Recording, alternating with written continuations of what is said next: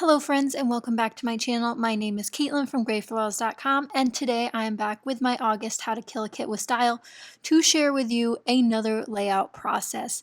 Today I'm scrapbooking two photos of my lovely cat named Tigerlily, and I've pulled out this beautiful floral paper and some white cardstock, and I'm going to show you a nice and easy way to use up pattern papers that don't necessarily take up your entire background but still give that impact of a fun background. So as you saw, I traced a hand-drawn circle on the back, and while it did come out a little bit wonky, you can always cover up part of your circle so it looks like it's picture perfect. Or you could use a cutting machine, or you could trace a bowl or a plate to get that perfect round look. I am usually too lazy to do that, so freestyling it is. After I cut that out with my scissors, I can start the fun stuff. And if you guys might have seen my process videos before, I vary with where I start. Sometimes it's embellishment, sometimes it's the layers under my photos, but usually they kind of happen at the same time. So on the left-hand side, I'm pulling out things I want to go through to possibly pull items out of. And then one of my favorite tricks is to use a washi tape roll on its side to put all of my sticky embellishments on, because it won't necessarily stick to it like it would to my mat or something else. So I'm pulling out some phrase stickers off my Kaiser Craft sticker sheet in this kit. I have a Heidi Swap label, and I have a different collection from Pink Fresh Studio, a little enamel dot there. I guess it's a large enamel dot, but you get the gist. So as you guys know, I am working with a majority of the Joyful Day collection from Pink Fresh Studio, and when you have a partial collection, it can be a little bit overwhelming to figure out exactly what you want to do with it, because you don't want to run out of one thing before another and necessarily corner yourself into getting lost with a collection, which I know several people end up happening. Is what do you do when you have little bits and pieces left of a collection? And that's mainly why I don't necessarily work with collections, because I get attached to them and I'm so used to things just naturally flowing together from collections, which is super nice. But I really like the challenge of putting together things that don't necessarily go together. So today we'll be using a bit of a collection that goes together, as well as some things that weren't supposed to go with it but managed to work anyway. Like I said, I have two photos here. One is a very, very stretched out Lillian, and she's just on the bed, and the other one's just Lily getting pets. And I just really love these photos, and it's funny because I thought I would eventually scrapbook these photos with this kit once I saw that purple blue paper in it. But I thought that the purple blue didn't really match the blanket in this photo like I thought it would. It's not much of a royal blue like it is in the photo itself. So I opted to go with this teal green color as well as the medium shade of pink. And I really went with the pink because it matched the background pattern paper that I'd picked, that beautiful floral. Then I went with the teal because, well, it's not very prevalent on this page, but there are some teal leaves. And I really would have preferred something lighter. But many of the patterns in this 6x6 actually have white-based backgrounds, and therefore wouldn't provide the contrast that I wanted between the photo layer, the photo layer, and the background. So I wanted something that read more of a solid color, like these two patterns. So we have a baby pink, and we have a dark teal. Next up, I actually pull out this doily, which I've had in my stash for quite some time, and I pull out two of them because, if you guys know, if I have one doily in one color, I definitely have 50 more.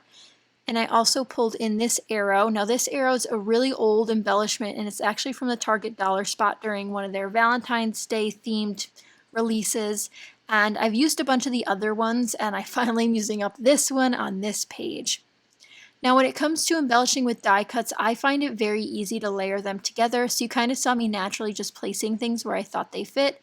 And here's a better look at how wonky my circle is. Yeah, we covered up a lot of that so you can't tell, but it looks good nonetheless. If you don't look at it too long, you're like, wow, a circle. If you look at it too closely, you'll see the jagged edges, but that's another story.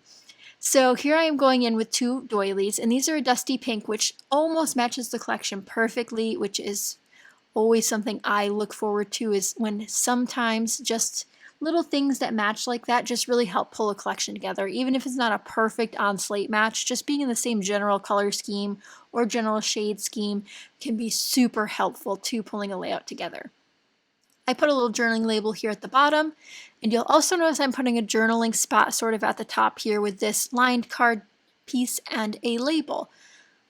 You'll see why I kind of have double journaling spots in a second. I don't want to spoil the surprise or anything, but I am going to pair that with a little floral piece of ephemera on some foam and I'm still working through this extra foam. This is the last element of foam I have in my stash besides a really crappy roll of foam tape, and then I'll be using fun foam I think from here on out. I'm not sure, I haven't decided. I really like the idea of foam squares because they're quick and easy, but other times I feel like, well, it's creating extra waste because it has a backing, whereas fun foam you can buy adhesiveless and then add your own.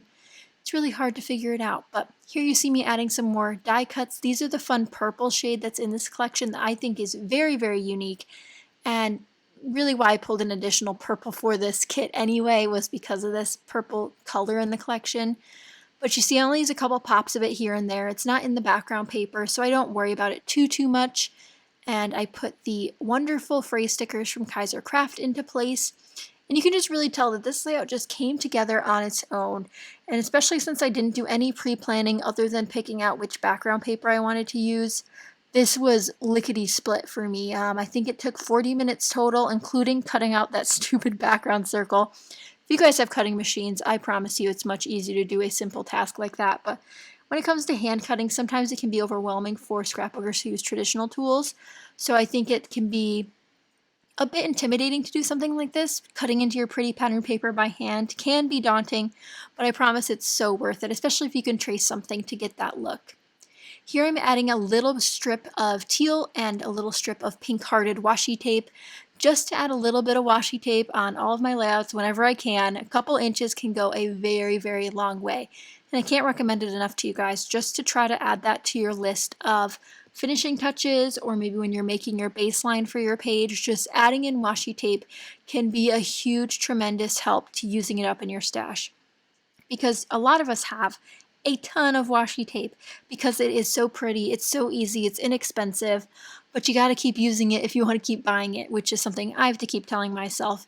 But it's been a few months, I think, since I bought some washi tape. When did I buy that? Maybe in May? I think it was the fun scrapbooking weekend that I bought washi tape, one roll. It was a mistake. I shouldn't have bought any, but I have used that one since, so it's a win-win all around. So like I mentioned, I do have 2 journaling spots on here, but this top one ends up being where my title lives. And it's kind of interesting because I do have that open space to the left of the bottom photo, but the beauty of white space is it's just space to breathe. Not every inch of your layout has to be filled with something. In fact, I want this pattern to shine quite a bit, so I like that there's big gaps in it on the left and the right hand sides. And that also speaks to why I cut it in a circle in the first place, to give it some breathability on the edges where it's just going to be white cardstock.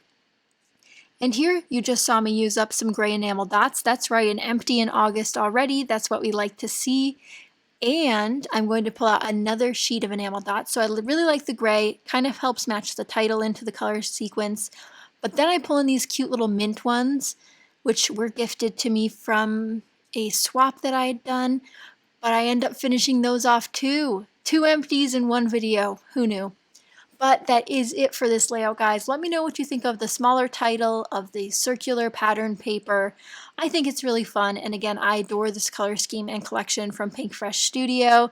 And if you guys have any questions, don't forget to leave them down below. I'll also have a playlist linked down below for this August kit that I've been working with, as well as educational resources that you guys can check out to continue helping with the movement. But I do really enjoy how this came out, and hopefully you guys did too. I did end up adding adhesive underneath all of those letters, and everything's going to be stuck in place forever, and I love it. So hopefully you guys do too. Thank you so much for watching, and I'll see you guys next time. Bye!